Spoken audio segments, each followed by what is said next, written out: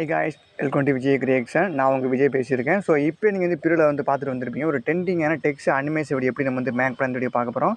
So இந்த video பார்த்து ஈஸியாக மேக் பண்ணும்போது இந்த வீடியோ மட்டும் பிடிச்சிருந்தா ஒரு லைக் பண்ணிட்டு, ஸோ நம்ம சேனல் பிடிச்சா மறக்காமல் சப்ஸ்கிரைப் பண்ணிட்டு, ஸோ பக்கத்தில் பெல் பண்ணிருக்கோம்.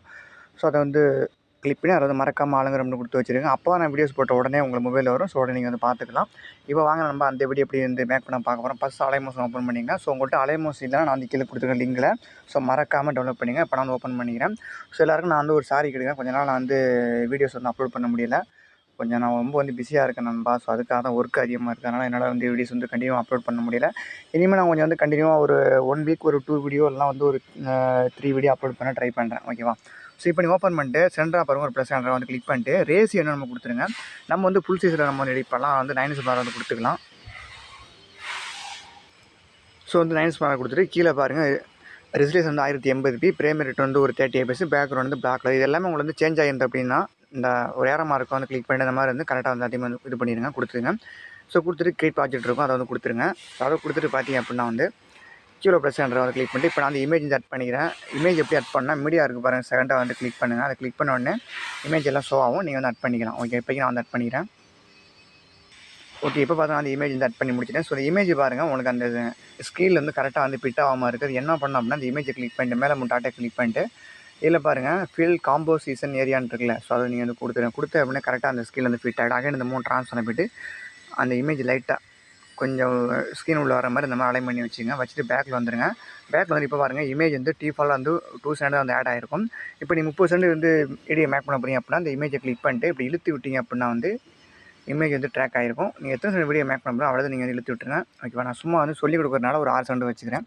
இப்போ பேக்கில் இப்போ நம்ம ஆடியோ எட் பண்ணி அந்த பிரச்சனை கிளிக் பண்ணி அந்த பிரச்சனை இது பண்ணிட்டு கிளிக் பண்ணிட்டு இப்போ நான் 3வது ஆடியோ போய்ட்டு இப்போ நான் ஆடியோ ஆட் பண்ணிக்கிறேன்.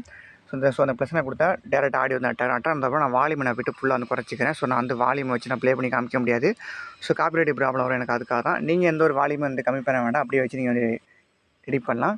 இதில் நான் யூஸ் பண்ணி எல்லா மெட்டீரியல் லிங்கையும் நான் கீழே கொடுத்துருக்கேன் லிங்கில். ஸோ மறக்காமல் டெவலப் பண்ணிங்க. ஆடியோஸு, இமேஜ், டெம்ப்ளேட்டு, ஃபாண்டு எல்லாமே நான் கொடுத்துருக்கேன் லிங்கில். ஓகேவா?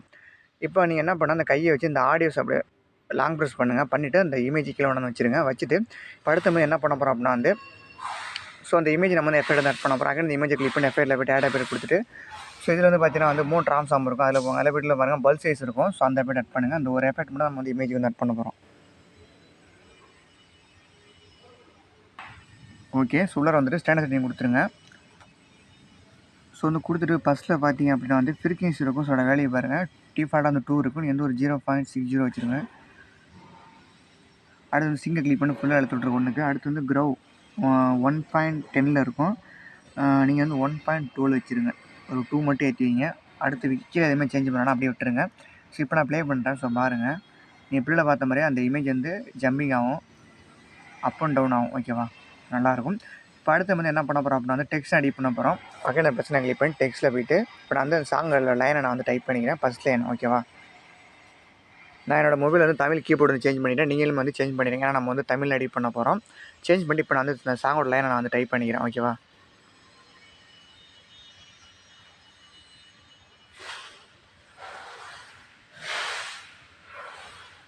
ஓகே, நான் டைப் பண்ணிவிட்டு நான் லைட்டாக டெக்ஸ்ட் அலைன்மெண்ட் பண்ணிவிட்டு டெக்ஸ்ட்டோட ஃபாண்ட் நம்ம சேஞ்ச் பண்ணிக்கலாம். அந்த ஃபாண்டை வச்சுக்கிறேன். சைஸு எவ்வளோ தூரமாக கொடுத்துடலாம், உங்களோட விருப்பம் அது. நான் ஒரு 32 கொடுத்துக்கிறேன். கொடுத்துட்டு இந்த கலர் ஐக்கனை கிளிக் பண்ணிட்டு ஒயிட்டு கொடுத்துருங்க. கொடுத்துட்டு இப்போ இந்த டிக்கனை கொடுத்துருங்க. கொடுத்துட்டு பேக்கில் வந்துடுங்க.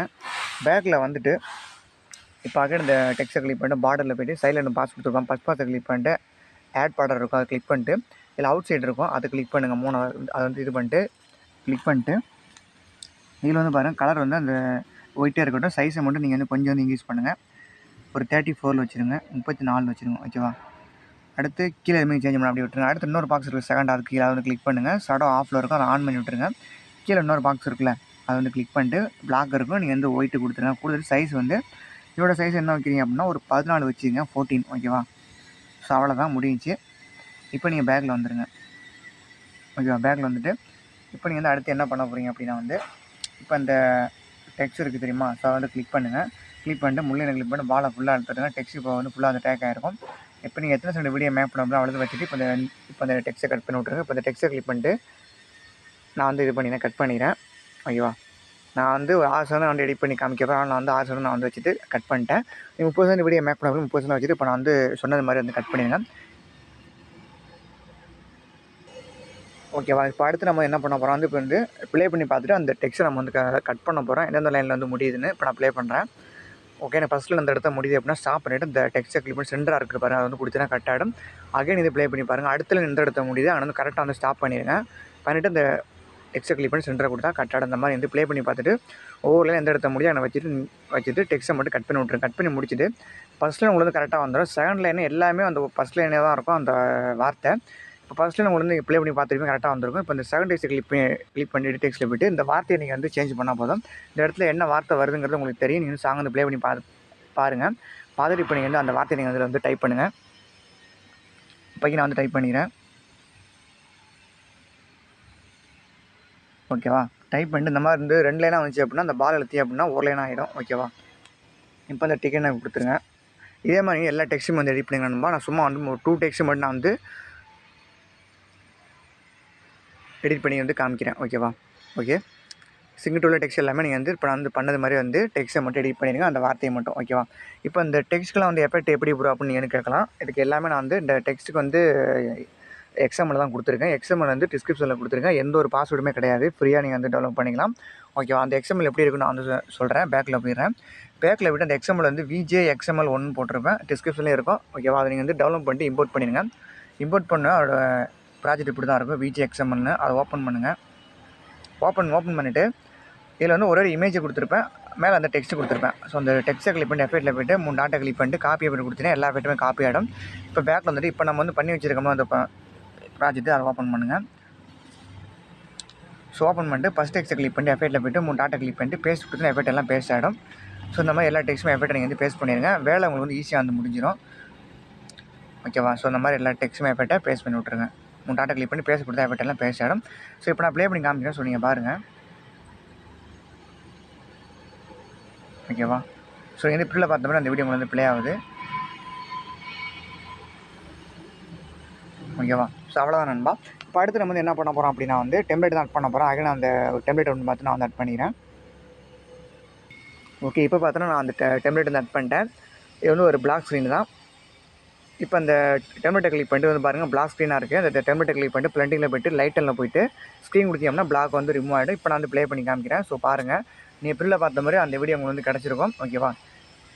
ஓகே நண்பா, இது எப்படி நம்ம வந்து எக்ஸ்ப்ளோர் பண்ண வந்து பார்க்க போகிறோம். மேலே பாருங்கள் ஏரோ மார்க் இருக்குது, அதை வந்து கிளிக் பண்ணிட்டு மேலே எல்லாமே கொடுத்துருங்க. எல்லாமே வந்து நான் எப்போ நம்ம கொடுக்குறது தான் கொடுத்துட்டு கீழே பார்த்தோன்னா வந்து எக்ஸ்போர்ட் கொடுத்தீங்கன்னா வீடியோ வந்து எக்ஸ்போர்ட் ஆயிரும். ஸோ அவ்வளோதாங்க. ஸோ இந்த வீடியோ பிடிச்சிருந்தா ஒரு லைக் பண்ணிட்டு, ஸோ நம்ம சேனல் பிடிச்சா மறக்காம வந்து சப்ஸ்கிரைப் பண்ணுங்கள். மீண்டும் நெக்ஸ்ட் வீடியோவில் வந்து சந்திக்கிறேன். தேங்க்ஸ் ஃபார் வாட்சிங். நன்றி, வணக்கம்.